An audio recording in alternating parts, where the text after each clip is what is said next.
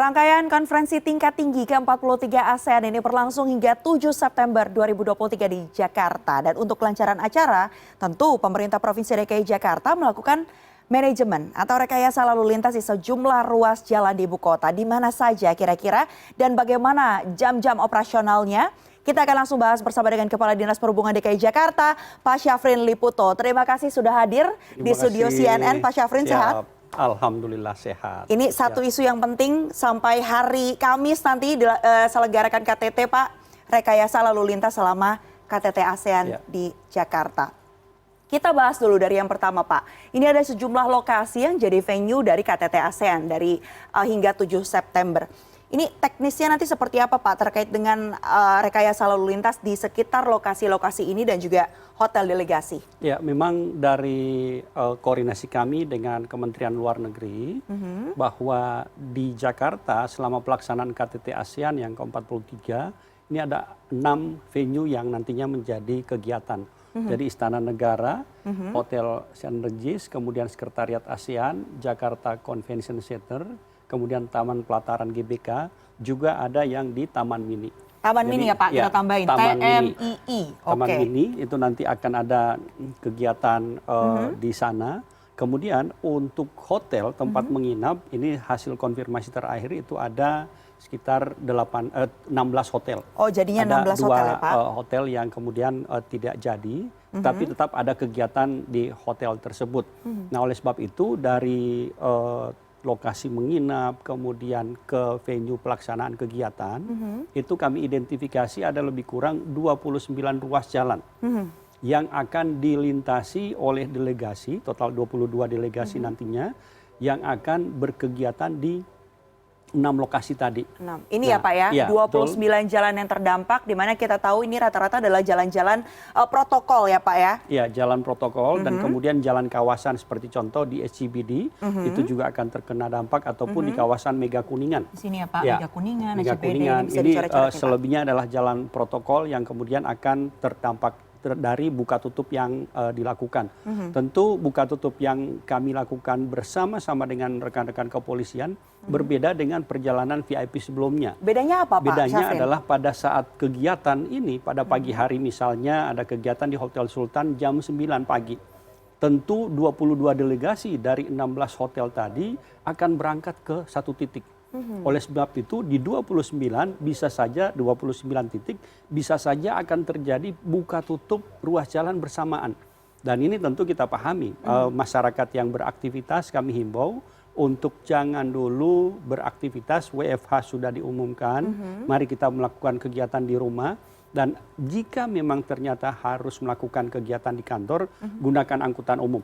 Angkutan umum tadi sudah disampaikan bahwa MRT, Transjakarta, KRL tetap beroperasi normal dan bisa digunakan ke mana yang bersangkutan beraktivitas, apalagi di koridor utama, kesemuanya sudah dilayani oleh angkutan umum. Betul. Dengan beroperasinya LRT Jabodebek, masyarakat dari Bekasi dan Depok sekitarnya itu bisa melintas melalui LRT Jabodebek ke MT Haryono, kemudian masuk ke kawasan Kuningan dan sampai dengan di Duku Atas. Artinya aksesibilitas untuk angkutan umum kita sudah sedemikian banyak bisa dilalui oleh masyarakat dalam melakukan perjalanan. Berarti untuk penegasan nih Pak, ini kan karena Bapak menyebutkan di sini bahwa buka tutupnya berlangsung situasional nih ya, di saat kendaraannya melintas. Berarti jam-jam pastinya nih Pak di sekitar venue tersebut, baiknya jam berapa aja Pak? Ya baik, jadi contohnya jika terjadi kegiatan jam 9, biasanya para kepala negara dalam melakukan perjalanan itu tidak bersamaan. Jadi contoh misalnya di Bundaran HI, di sana ada 3 hotel yang nantinya akan digunakan sebagai tempat menginap delegasi. Ada Hotel Hyatt, kemudian ada Kempinski dan juga ada Mandarin. Mungkin di sana ada beberapa kepala negara, begitu melakukan perjalanan, maka satu rangkaian akan dilepas duluan. Tidak bersamaan. Oleh sebab itu waktunya untuk perjalanan VVIP ini kami harus melakukan sterilisasi 30 menit sebelumnya. Jadi bisa dibayangkan jika di sana ada 5-6 delegasi, maka kita harus mengatur sedemikian rupa sehingga selain perjalanan VVIP-nya itu tidak menjadi satu rangkaian keseluruhannya, tetapi juga bagaimana agar pada saat delegasi ini rombongannya itu tidak tidak terganggu oleh traffic. Oleh sebab itu buka tutupnya itu akan lebih lama. Lebih panjang karena ya waktunya. Lebih Dari panjang. jam berapa sampai Misalnya, jam berapa kira-kira, Pak?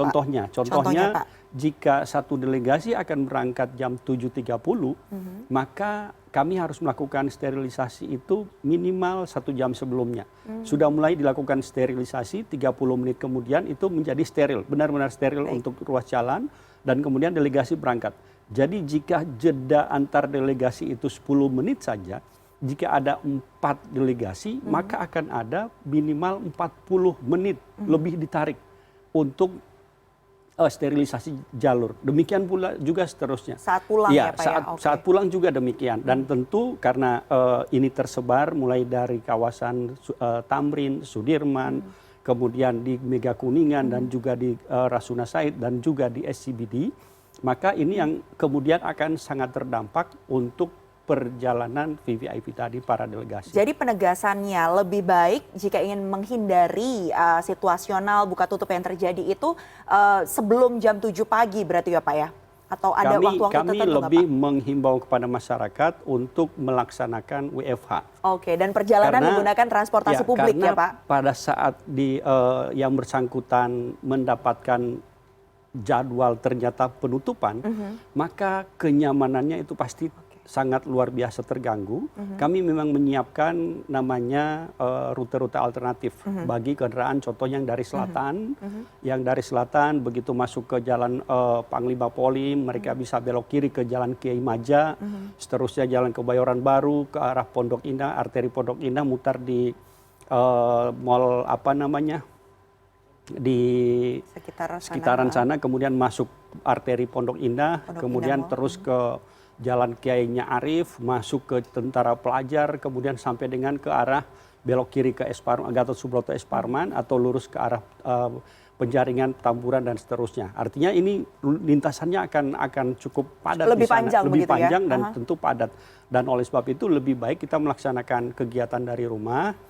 Dan kemudian jika memang harus melakukan perjalanan, silakan gunakan angkutan umum. Yang dari selatan bisa parkir di lokasi Park and Ride Lebak Bulus, kemudian melanjutkan dengan MRT ke pusat kota. Demikian pula halnya yang dari timur. Bisa parkir, ada lokasi Park and Ride di kawasan Kampung Rambutan misalnya, kemudian bisa melanjutkan dengan apakah Transjakarta ataupun dengan LRT Jabodebek. Demikian pula untuk yang lain Kalideres misalnya, di sana juga kami sudah siapkan lokasi-lokasi Park and Ride, silahkan.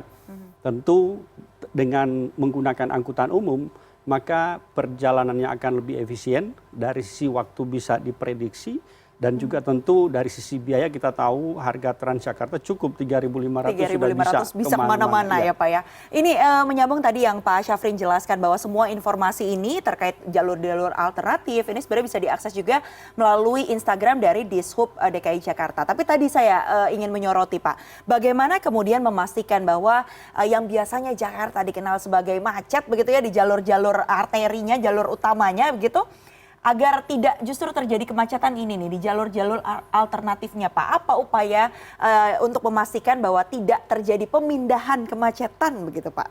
Nah, pertama yang kami himbau tadi, masyarakat melakukan kegiatan bekerja dari rumah. Yang kedua tentu di 77 titik simpang yang menjadi lintasan jalur alternatif tadi sudah kami tempatkan petugas, apakah itu dari Dinas Perhubungan maupun dari jajaran Ditlantas Polda Metro Jaya. Kita harapkan dengan ditempatkannya petugas di sana, mereka bisa melakukan mengarahkan trafiknya, tetapi satu syarat,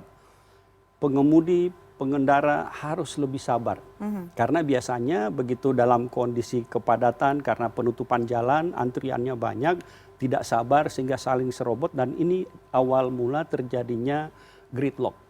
Di mana yang dari depan nggak bisa maju, yang dari karena kita menyalip kemudian kekunci istilahnya gridlock, sehingga justru trafiknya tidak jalan. Jadi kami himbau kepada masyarakat jika memang tetap beraktivitas menggunakan kendaraan pribadi, silakan melalui lintasan rute-rute alternatif dan kemudian tetap sabar mengikuti arahan petugas di lapangan. Baik, Pak Syafrin, ini angkutan barang juga dilarang melintas di tol yang ada gitu ya di wilayah Jakarta dan juga daerah penyangga. Nanti kita akan bahas selengkapnya aturannya akan seperti apa, tapi kita jeda terlebih dahulu karena CNN Indonesia Newsroom masih akan kembali sesaat lagi. Anda masih menyaksikan CNN Indonesia Newsroom dan kita akan lanjutkan dialog kita bersama dengan Pak Syafrin Liputo yang merupakan Kepala Dinas Perhubungan DKI Jakarta. Pak, kita masih akan bahas soal rekayasa lalu lintas selama KTT ASEAN di Jakarta sampai tanggal 7, Pak. Angkutan barang ini juga kemudian dilarang untuk masuk ke tol-tol yang ada di ruas jalan sekitar ibu kota. Ini teknisnya gimana Pak kalau itu? Ya baik, jadi untuk pengaturan angkutan barang memang ada dua yang kami lakukan. Pertama, koordinasi dengan kementerian dan kemudian sudah ada surat edaran Kepala BPTJ tanggal 28 Oktober kemarin untuk pelarangan angkutan barang beroperasi di ruas tol sisi barat, dalam ring road sisi barat. Jadi contohnya yang dari Cawang, kemudian Semanggi sampai dengan Selipi itu dilarang. Yang biasanya pada pukul 22.00 sampai dengan 05.00 mereka boleh masuk. Nah mulai nanti malam tanggal 5 September pukul 00 ini sudah dilarang. Jadi 5 September sampai dengan tanggal 7 September 23.59. Artinya 3 kali 24 jam ini ada pelarangan mobil barang mulai dari Cawang sampai dengan Selipi ruasnya. Kemudian Selipi sampai dengan Kembangan. Kembangan kemudian ke Tomang. Tomang ke Selipi, Tomang kemudian ke Kamal Muara. Jadi ada 4 ruas ini yang dilarang masuk. Oleh sebab itu tentu mobil barang kami harapkan bisa menggunakan outer ring road yang ada. Dan kemudian kami juga dari pemerintah Provinsi DKI Jakarta melakukan pelarangan kepada mobil barang yang beroperasi di jalan-jalan arteri khususnya yang 29 ruas jalan tadi. Yang tadi ya Pak ya, kalau kita bicara balik lagi ke ruas jalan. 29. Ini ya Pak ya, benar ini Pak? Ya, kami melakukan himbauan untuk dilakukan pelarangan. Jadi di sini ada 3 jenis yang kami larang. Pertama adalah tentu untuk kendaraan barang yang JBB-nya 5.500 ke atas.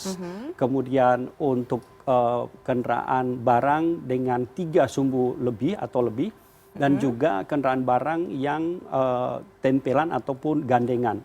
Dan tentu di sini tetap ada pengecualian. Jadi pengecualiannya adalah untuk kendaraan yang memuat BBM atau gas ini diperbolehkan, tetap diperbolehkan karena ini menjadi kebutuhan kita bersama.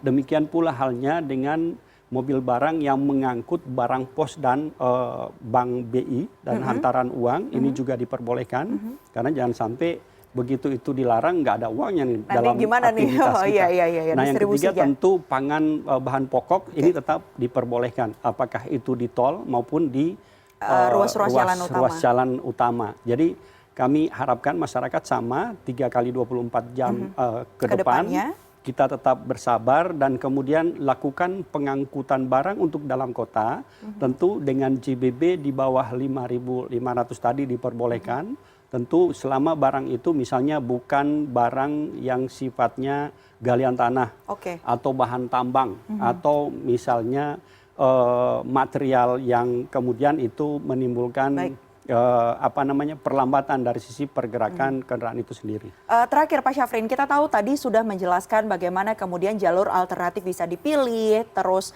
para pengguna jalan ini juga bisa menggunakan transportasi publik. Bapak juga tadi terakhir sudah membahas bagaimana aturan-aturan untuk angkutan barang begitu ya di jalan utama, 29 jalan terdampak maupun di ruas tol. Tapi kita tahu juga bahwa namanya pengguna transportasi di Jakarta juga menggunakan transportasi online. Nah ini aturan gimana Pak? Apakah kemudian ojol ataupun mungkin kendaraan online roda 4 ini juga ikut aturan dilarang atau boleh Pak? Ya tentu untuk angkutan online kita pahami yang paling krusial itu adalah mereka berhenti dan menunggu customernya di sembarang tempat.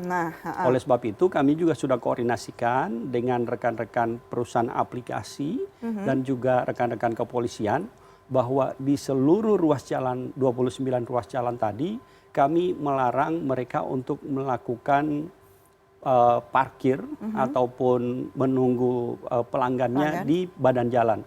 Kami sudah menghimbau kepada pihak aplikasi untuk bekerja sama dengan pengelola manajemen building yang contohnya di Bundaran HI biasa di depan kedutaan besar Jepang ataupun di depan Biasanya hotel suka di situ Pullman tuh, biasanya suka di situ mereka mangkal. Nah, kami harapkan itu ada semacam space kosong yang bisa digunakan untuk para ojek online ini masuk ke dalam. Mereka akan keluar setelah benar-benar penumpangnya tiba. Jadi jangan sebelumnya mereka sudah menunggu di depan dan ini menyebabkan ketidakteraturan. Demikian pula halnya untuk lokasi-lokasi lainnya. Nah, untuk angkutan sewa khusus roda 4 dalam hal ini kami juga perlakukan sama. Jadi begitu ada pelanggaran, kami sudah koordinasi tentu yang sanksi yang diberikan. Pertama tentu dengan tilang, buat roda 2 ini kami angkut. Tentu kami tegas pindahkan, ya, Pak, ya? kami pindahkan. Jadi roda 2 tidak hanya ojek online, tetapi juga misalnya ada karyawan yang biasanya membawa kendaraannya dan parkir di sembarang tempat. Ini tentu akan kami pindahkan dan dikenakan sanksi sesuai dengan ketentuan peraturan perundang-undangan. Ingat bahwa pelanggaran dengan roda 2 ini tentu sesuai dengan 285 Undang-Undang 22 2009 ini sanksinya 250.000 dendanya. Tapi bukan kepada denda, tetapi bagaimana kita lebih taat kepada aturan dan ya, disiplin Pak? dalam berlalu lintas. Disiplin dalam berlalu lintas. Kalau bicara soal disiplin lalu lintas harus benar-benar ditegakkan agar menjadi kenyamanan bagi kita bersama. Keselamatan di jalan jadi yang utama. Terutama ini kita sukseskan Jakarta sebagai tuan rumah dari KTT ASEAN hingga 7 September 2023. Karena sekarang Jakarta itu menjadi fokus dunia internasional seperti apa pelaksanaan KTT ASEAN di Jakarta. Ini yang tentu menjadi tugas dan tanggung jawab kita bersama, tidak hanya kami dari pemerintah pusat maupun daerah, tetapi juga masyarakat memiliki tanggung jawab untuk mewujudkan pelaksanaan KTT ASEAN ini berjalan dengan baik sehingga dunia akan melihat positif dan kemudian tentu investasi akan masuk kembali ke Indonesia dalam hal ini. Baik, terima kasih banyak pastinya Pak Syafri Liputo sudah berkenan untuk hadir di sini dan juga memberikan informasi terkait dengan manajemen dan juga rekayasa lalu lintas selama pelaksanaan KTT ke-43 ASEAN. Terima kasih banyak Bapak. Sehat selalu Bapak. Insyaallah. Assalamualaikum. Waalaikumsalam warahmatullahi wabarakatuh. Selamat kembali melanjutkan tugas ya Pak.